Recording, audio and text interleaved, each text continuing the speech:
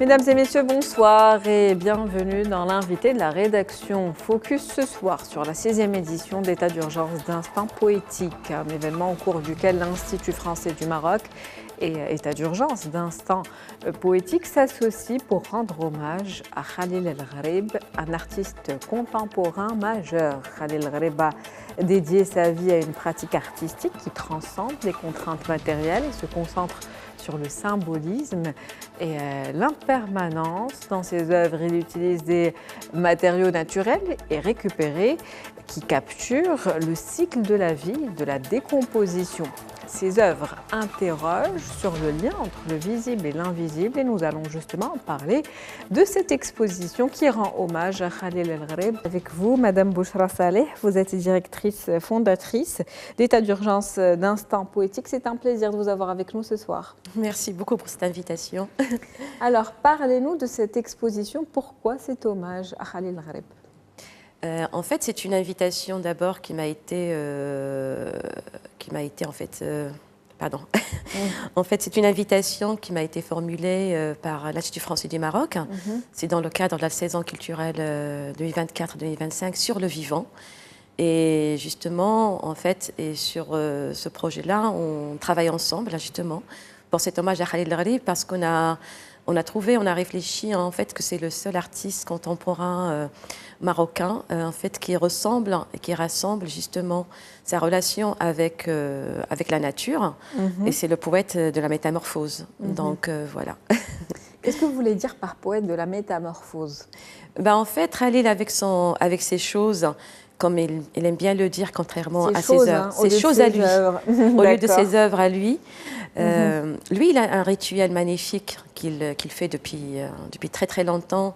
C'est sa balade matinale à Sela, sur sa plage et dans ses ruelles. Et c'est à ce moment-là qu'il rassemble, qu'il collecte en fait ces petites choses en fait de partout, et après qu'il les dépose chez lui dans son atelier d'Azila.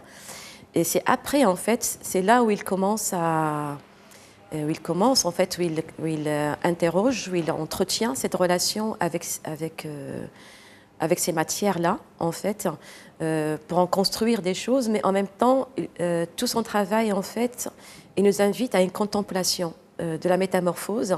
Et ce que c'est, en fait, c'est une œuvre qui n'est toujours pas finie, mais qui vit, et continue toujours à vivre. Et c'est ainsi, en fait, que lui, il n'a jamais donné de titre à ses œuvres, ni de date.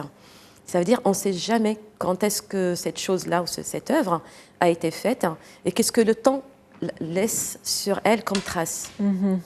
Un poète, donc, un artiste, donc, plutôt philosophe dans sa manière de faire. On peut le qualifier de philosophe. Oui, moi j'aime bien. Moi j'aime bien ce mot philosophe-poète.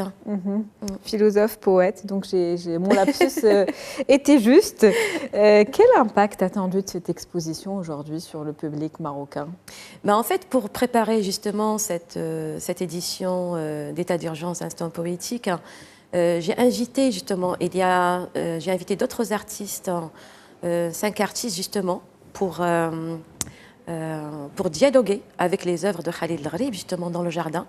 Parce qu'avec Khalil, en fait, on a fait il y a une partie de l'expo qui est dans une salle, mais aussi une partie qui est dans le jardin d'essais botaniques de Rabat, qui sont in situ, qui sont vraiment dans l'espace naturel. Les autres artistes que j'ai invités, il s'agit de Mouhsin El Harraqi, Mohamed El Arabi Rahali, Ahmed El Karmouni, Saïd El Hattaji et Mohamed Ahnech, que j'ai invité à réfléchir leur œuvre à partir du jardin d'essai, justement, botanique de Rabat, où le public est invité justement à une promenade poétique dans ce jardin-là. En fait, c'est un jardin qui est quand même... Parce que nous, on travaille dans la partie aval, qui est de 7 hectares, mais tout le jardin, il fait des 7 hectares, en fait. D'accord. Donc, il a 7 hectares où le public, il vient en promenade et à la découverte des œuvres, des artistes, et pour lequel, en fait, il y a tout un programme qui a été conçu, justement, pour le public, pour les différents publics, justement. Et quand vous dites différents publics, c'est petit et grand ? Absolument. En fait, c'est pour tous les publics, pour les enfants, en fait. Il y a des ateliers pour les enfants qu'on fait en collaboration avec la médiathèque de l'Institut français de Rabat, mais aussi en fait des visites guidées au quotidien par moi et l'équipe des médiateurs culturels qui sont sur place au Jardin d'essai, mais aussi un programme aussi que j'ai conçu dès les premières éditions d'État d'urgence d'Instant Poétique. C'est un programme que j'appelle le laboratoire Limma, en fait, ça veut dire le Mjma', pour lequel on travaille avec les étudiants des Beaux-Arts de Rabat, de lycée d'art appliqué de Salé et de Rabat aussi. C'est tous les samedis, en fait, où ils viennent converser avec l'artiste avec son processus, pour parler de son processus de travail, son processus de création, les matériaux qu'il a utilisés et comment il a conçu sa réflexion pour sa création dans le jardin. Une exposition qui va donc un petit peu faire voyager le public un petit peu dans tous les horizons. Vous avez parlé d'autres artistes, des écrivains, des poètes qui seront présents. Quelle relation entretient aujourd'hui Khalil Gharib avec ces poètes et ces écrivains et l'écriture de manière générale? En fait, je pense, mais moi je ne suis pas une grande connaisseuse de Khalil Gharib, si je peux me permettre, en fait, peut-être dire de ces 10 années en fait, où je commence à le connaître un peu chouïa. Il a toujours entretenu en fait une relation très particulière avec les poètes et les écrivains. Justement, en fait, il y a Mohamed Choukri, justement, qui a écrit une nouvelle qui s'appelle Le Cercueil sur Khalil Gharib. La relation qu'entretenait Khalil Gharib avec Edmond Amar al-Malh aussi, en fait, qui a écrit sur lui trois publications. Sa relation avec Mohamed Barrada, sa relation avec Mohamed Al-Ash'ari, avec Hassan Bourqiya et tant d'autres. Je ne pourrais pas tout citer. Mais justement, en fait, en 2017, il avait fait une magnifique exposition à Marseille, à la Maison de la Poésie, justement. Et c'est là, peut-être, qu'on peut comprendre que sa relation avec les écrivains et les poètes. Comment cet événement, aujourd'hui, contribue à la promotion de l'art contemporain au Maroc ? Moi, sincèrement, moi, je suis par rapport à mon parcours en tant qu'acteur culturel, depuis 20-25 ans peut-être. J'ai un problème avec les chiffres. Et en parcourant plusieurs villes, j'ai toujours conçu des projets qui sont en dialogue avec le public. Et quand j'ai réfléchi ce projet-là, en état d'urgence d'Instant Poétique en 2016-17, et quand je l'ai mis en place au Jardin d'essai de Rabat en 2018, pour moi c'était automatique de faire dialoguer l'art contemporain dans l'espace public, en fait. C'est-à-dire la place de l'œuvre dans l'espace public, ce qu'elle représente, et comment est-ce qu'elle dialogue aussi avec tout public aussi. Et ceci, pour moi, ça vient enrichir, en fait, enrichir la scène contemporaine marocaine, en plus de ce qui se passe dans les musées, dans les galeries d'art, dans les espaces indépendants et tout ça. Donc, moi, j'ai conçu ce projet dans une cartographie aussi, pour s'ouvrir à un autre type de public pour converser avec lui, en fait. Et pour les artistes contemporains, moi je trouve peut-être que c'est un autre exercice justement d'investir l'espace public et d'investir surtout le Jardin d'essai botanique de Rabat, qui est un musée d'histoire naturelle depuis 1914. Et comment les œuvres et les artistes dialoguent avec ce patrimoine naturel de la ville. Absolument. Donc on a cet héritage culturel un petit peu tout au long des années, si ce n'est les siècles. Quand on parle de Khalil El-Gharib aujourd'hui, quelle résonance a-t-il au niveau international ? En fait, elle a fait tant d'expositions au niveau international. En fait, je pense elle a été à la Biennale de Lyon. La dernière en l'année du Covid, 2021.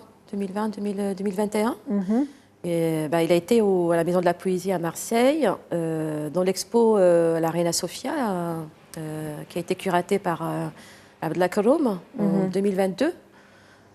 Tant d'expos à l'international qu'au niveau national. Rappelons que cette exposition se tient du 8 au 24 novembre. Vous avez observé donc un public un petit peu international. Oui, en fait, il y a sincèrement le jour du vernissage, on était très émus. En fait, il y a beaucoup d'amis de Sir Khalil qui sont venus, notamment Si Mohamed Barada qui a fait le voyage spécialement pour Khalil, et tant de ses amis qui sont venus de l'étranger, comme tant du Maroc aussi qui ont fait le déplacement du Maroc aussi pour Khalil. Comment ce travail est aujourd'hui perçu par les jeunes générations? Vous l'avez dit, il y a un programme qui est assez riche, plusieurs types de publics et des ateliers pour les petits jeunes, donc les tout petits qu'on essaye aujourd'hui en tout cas de sensibiliser et à qui on essaie de faire aimer l'art et peut-être découvrir de nouveaux talents. Absolument. On ne sait jamais. Donc, sur la transmission, en fait, justement, d'où justement les différentes générations que j'ai invitées pour cette édition au Jardin. Quand en fait, par exemple, Mohamed Al-Arabi Rahali, qui est de Tétouan, et qui est d'une autre génération, et que quand on voit Ahmed Karmouni, qui est d'Azila, qui est un jeune artiste lauréat des Beaux-Arts depuis 4 ans, jusqu'à Mohamed Ahnesh, un jeune artiste. En fait, il y a le lien au Mohsin Harraqi aussi, en fait, qui est d'Azila, qui est lauréat des Beaux-Arts, je pense, depuis facilement une bonne dizaine d'années. Il y a quelque chose qui transcende, en fait. Il y a quelque chose qui continue. Et justement, État d'urgence, en fait, avec ce projet-là, j'essaie à chaque fois, en fait, d'être dans cette transmission, en fait. Mais je pense quelque chose qu'on va beaucoup plus développer quand le projet va voyager à Tanger, avec l'Institut français du Maroc, l'Institut français de Tanger et de Casablanca en 2025. Et à Tanger, on va être plus proche de l'école des Beaux-Arts, de l'Institut des Beaux-Arts de Tétouan. Donc je travaille sur une programmation aussi particulière pour ouvrir justement et croiser les disciplines. Et à Casablanca, Inch'Allah, aussi en 2025. Un projet qui va donc voyager également dans les autres villes du Maroc. Merci à vous, Madame Bouchra Saleh. Je rappelle à vous. Que vous êtes directrice, fondatrice donc d'État d'urgence d'Instant Poétique. C'était un plaisir de vous avoir avec nous aujourd'hui pour parler de cette exposition. Merci beaucoup. Merci beaucoup. C'est la fin de l'invité de la rédaction pour ce soir. Merci pour votre fidélité. On se retrouve demain avec un nouvel invité, un nouveau sujet.